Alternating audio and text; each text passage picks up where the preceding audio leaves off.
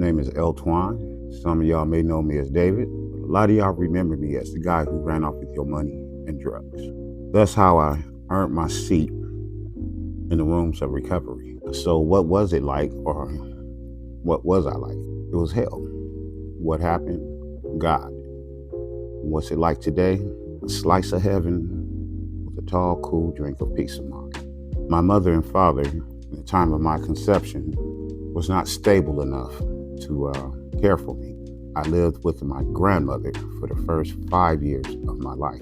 And I thought my grandmother was my mother, even though I knew my mother and she would come see me and all that. But I looked at her like maybe an auntie or, friend of the family or something like that. Age 5 is when things changed in my life. My grandmother sat me down and said, listen, your mother's coming. She's going to take you home with her. 5 years old, I couldn't comprehend what was really being said. At age 5, my mother came and got me, and she lived in Watts. And when I got there, I come to find out that I had an older sister and a younger brother. You have to understand, at 5, being with my grandmother, I was center of attention, and now that's being split. And it was fine for 1 or 2 days, but then I got to crying about, hey, I want to go home. I want to go home. And my mother was like, you are home. And I could not accept that. Being the only child with a very overprotecting grandmother, whenever I wanted my way, I had a temper tantrum. And I did that, and my mother didn't play that. I had a temper tantrum, and I got spanked. Right then, I felt a sense of insecurity. I could not adjust to that at that time. So there was a sense of fear, insecurity, and whatnot. My mother was a bookie. She said, if anybody at the school asks, what does she do for a living? You tell them that she works at so-and-so place. In other words, I was taught to lie at a very, very young age. I was also told, always tell the truth, tell the truth. And I did something, I was wrong or whatever. And I told the truth about it. And the consequences is I got the living mess slapped out of me. From that day forward, I didn't want nothing to do with the truth, because being truthful was a form of punishment. So I learned how to lie real good, real young. And I remember being in the 7th grade, and I was living with my other grandmother. And I came in from school, and I went to the kitchen, and I thought it was some kind of drink, regular drink. She had one of them old gobbly glasses, tin glasses. Poured it, drank it, slammed it down like that. And my grandmother and my grandfather looked at me with their mouth dropped. And my grandfather said, hey, so how long you been drinking alcohol? I said, I don't drink alcohol. He said, well, you just did. That what you drank turned out to be grasshopper, a drink called grasshopper. And I was like so shocked, And I remember going into the den, and I started laughing, and I just had this feeling, And I was like, wow, I want more. I want more. That, I felt that deep down inside. But every day I would come in, and that drink was not there. Even though I remember the little bottle that they made it with. I looked on top of the refrigerator, it wasn't there. Never seen it again, never seen it again. But that feeling that I got from that drink was totally off the hook. A little more time goes by, and I'm in high school. In earlier 80s, the pop locking dance was out. And me and my friends, we would get together, do a routine, and we were pretty good. I think we were pretty good. But we would get together, and we'll pull all the money together. We'll go out and get beer and weed and all that in order to be better, make us better dancers and whatnot. But slowly but surely, we would get together, we would get drunk, we would get high, and we did less and less dancing. So finally, we were just all together, and we would just get loaded. No routine, no nothing. My friend called, and he said, hey, what do you want to do today? I said, I don't know, what do you want to do? He said, I want to do anything but feel and be normal. And it just got so much worse. I would get a job. I would hold a job for so long. I was actually a longshoreman. And the only requirement to keep that status is you got to work one day, just one day out of 6 months. And the day came where I did some drinking and did some using, and I was off to the races. They call it a spree. Down in the Wilshire area, running with them guys. And I had a chip on my shoulder, hey, I got this longshoreman job. I only got to work one day out of 6 months. Yada, yada, this, yada, yada, that. Everything's fine. And one day I was talking that, and a person turned around and said, man, you've been talking that madness for the last year. You ain't been home in a year. I eventually went back, and I lost the job. But by me being an addict, I had the gift to gab. And I went down there with a story. They bought it and I got the job back. Same thing happened, It started off with a beer, then a joint, and I was fine with that for a week or two. And then I went and got what I really wanted, which was, some cocaine. Before I knew it, I'm back living up under a bridge again. There was brief times of me trying to be sober. I don't know how many programs I've been in and out of, but I always wound up back in the same loop. I remember I fell off the top of an apartment roof. I fell 6 stories, trying to hurry up, get in my house to get high. I left the key inside and the door locked. The on-site property manager was not there. So I came up with the bright idea of, seeing that I'm on the top floor, I'll just get this fire hose, lower it down over my window, and just go through my window because it was open. Well, the fire hose wasn't quite long enough. So I went to a neighbor and I got some sheets. I got about 4 or 5 of them. I tied them together, knotted them up, tied it, and I started to go down. But when I got down there, the roof, the ceiling thing, was at a 45-degree angle like this. And I started to pull myself up.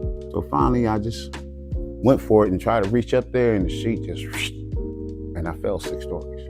Paramedics came. One said he's not gonna make it. The other one said if he does, he'll never walk again. Time goes by and I came out okay. I walk with a small limp now, but still, I'm blessed to be walking. Once again, I drink, I smoke weed, I unlock this thing that they call a phenomenon of craving, where I just want more. And like the book says, you'll come to making decision of an ultimate sacrifice, meaning wanting to kill yourself. And that's exactly what happened. There was a guy that I ran with. His name was Shorty, and we hung and looked over each other's back a lot. What happened was I woke up one day and Shorty was gone. And I didn't see Shorty for dang near 2 months. And one day he popped up and I'm out there doing the thing. And he came up to me and he said, "Hey man, listen, I went down to the midnight mission. He said, you need to come on down there." He said, "You're a better man than this." He gave me, I think, $10, $15. He said, this was on Friday. He said, "Man, do what you got to do. Here you go. Do what you got to do. But come Monday, I want to see you in the chairs in the courtyard trying to get into the mission." And he said, "If I don't see you, I'm going to come back out here and kick your ass." Well, we called him Shorty because he's this big, and it was just a joke to me. A little short butt ain't going to be able to see me, But I went on and did what I had to do, and I found myself in Silver Lake. There's like a little traffic area right there. And I had the pipe, and I said, "You know what? I'm just going to hit this stuff here. I'm going to hold my breath, and I'm going to run out into traffic and just end it. Ready to make that ultimate sacrifice." Right when I got ready to run, I had the craziest thought. Everything else you've done in life, you done effed off some kind of way or another, And the thought was, I run out here in traffic, I get hit by a car, and I live, but I'm paraplegic, I'm paralyzed. And that one thought stopped me from making the ultimate sacrifice. That Monday, I found myself here at the Midnight Mission. Well, my mother eventually got sober. In fact, when she passed away, she was 26 years sober. And she had a friend named Ray that used to be an item at one time. And I asked him to be my sponsor. He was reluctant at first, but he agreed to be my sponsor. I'm so grateful to that guy. When I was here at the mission, Wednesdays was a mandatory meeting night. And there's this woman, her name is Stacy. This particular meeting, she says, "You know what? You don't never have to go through this again." And that really, really kind of hit home. That's when I turned to Ray and asked him to be my sponsor. He came down here and he brought me a big book and a 12 and 12. And he said, "Look inside the book." I looked inside the book and there was a receipt. He said, "When you do better, you can pay me my money back." That taught me that I am responsible for my recovery. There's an advocate here called Mr. Rowland, Kevin Rowland. There was something he would always say: time will tell.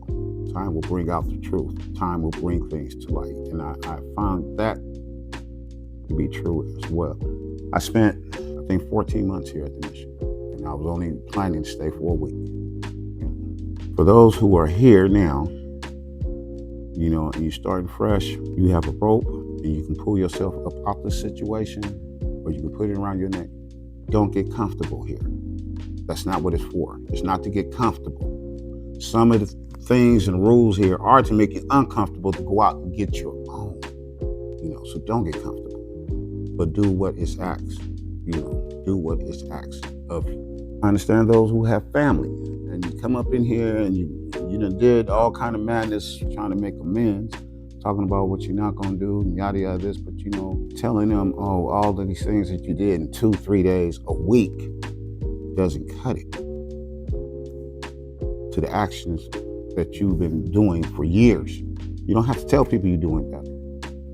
They will see it. The mission gave me a chance to get back in the cycle of life. I find myself being a hoarder at times. I'll see stuff on the street. I'll take it home. If I can fix it, I'll fix it, and yada, yada. You come to my house now, in my yard, I probably got about 15, 20 big screen TVs. Nothing wrong with it. Pick them up off the street.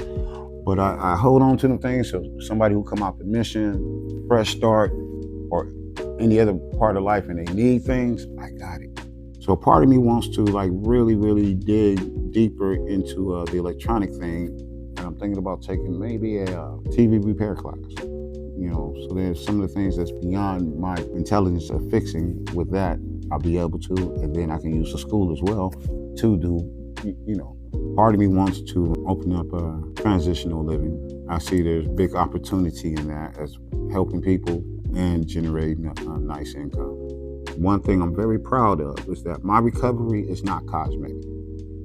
It's in here.